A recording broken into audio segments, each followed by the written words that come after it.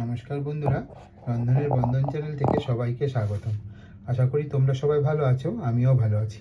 আজকে আবার একটা নতুন রেসিপি নিয়ে চলে এসেছি, ভেজিটেবিল কোরমা। কি করে আমি এই ভেজিটেবিল কোরমা বানাচ্ছি তাহলে পুরো ভিডিওটা দেখতে থাকো, স্কিপ করো না। তাহলে দেখা যাক কী করে আমি এই কোরমাটা বানাচ্ছি। আশা করি ভালোই লাগবে।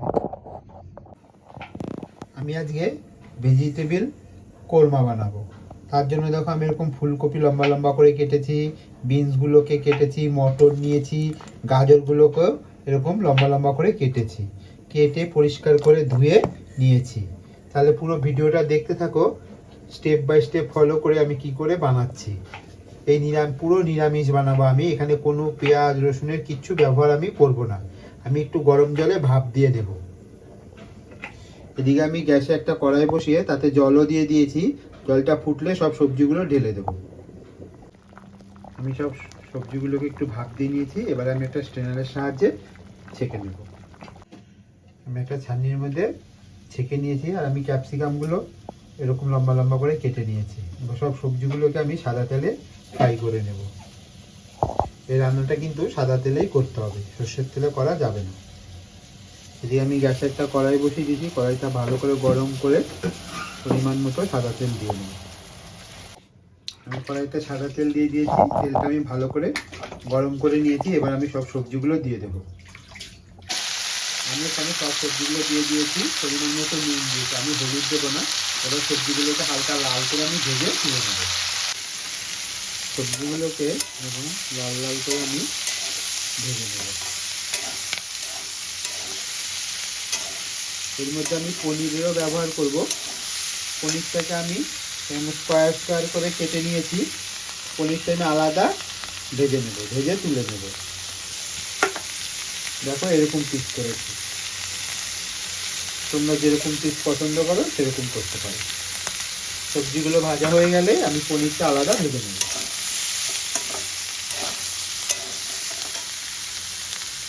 একটু লাল হলে হবে, কারণ আমি একটু ভাপ দিয়ে নিয়েছিলাম, বেশি ভাজার দরকার নেই। আমি সবজিটা ভেজে একটা পাত্রের মধ্যে ঢেলে নিয়েছি। এবার আমি পনিরটা ভেজে নেব। পনিরগুলো আমি ভেজে নিচ্ছি। আমি হালকা নুন দিয়ে আমি পনিরগুলো লাল লাল করে ভেজে তুলে নিই।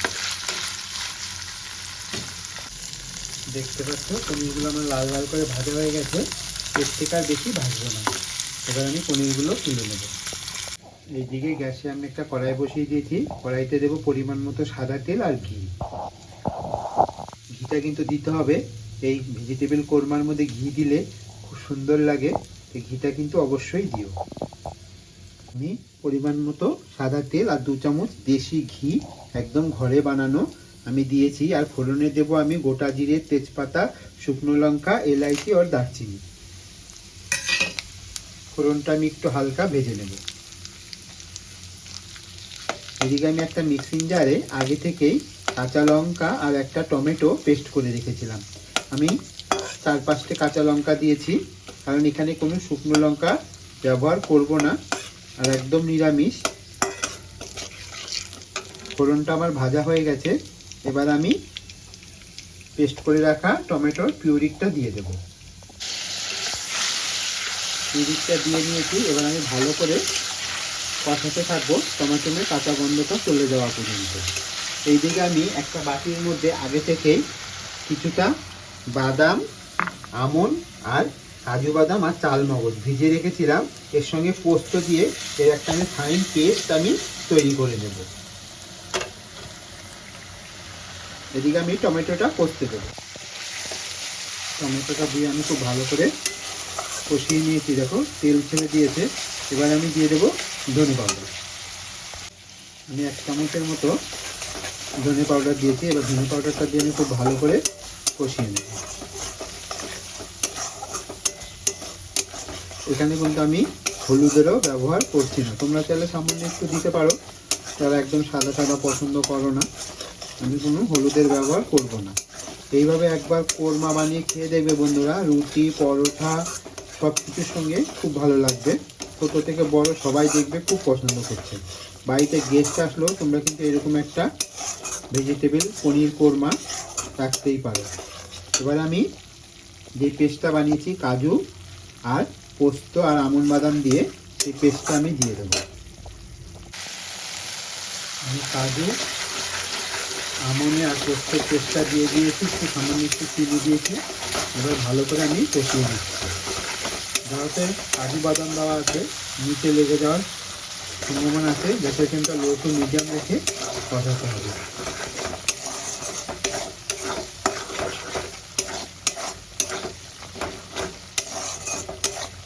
এবার আমি ভেজে রাখা সবজিটা দিয়ে দেবো।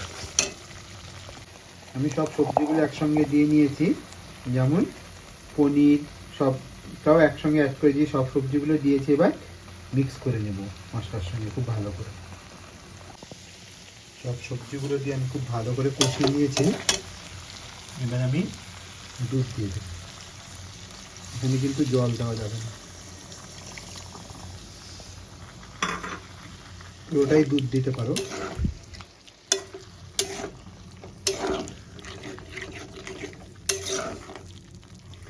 আর আমি দেব সবার লাস্টে খোয়া।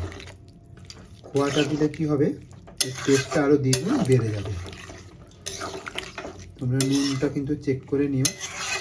আমার আরেকটু দুধ লাগবে, কারণ সবজিটা তো একটু ফুটবে, আর একটু দুধ অ্যাড করব। আমি ভালো করে ফুটিয়ে নিচ্ছি। এবার আমি উপর থেকে দিয়ে দেবো খোয়া। আমি মিল্ক মিস্টের খোয়া ক্ষীরটা নিয়েছি। তোমরা চাইলে মিষ্টি দোকানে যে পাওয়া যায় ওই খোয়াগুলো ব্যবহার করতে পারো। এখানে যা পাওয়া যায় আমি সেটাই ব্যবহার করছি।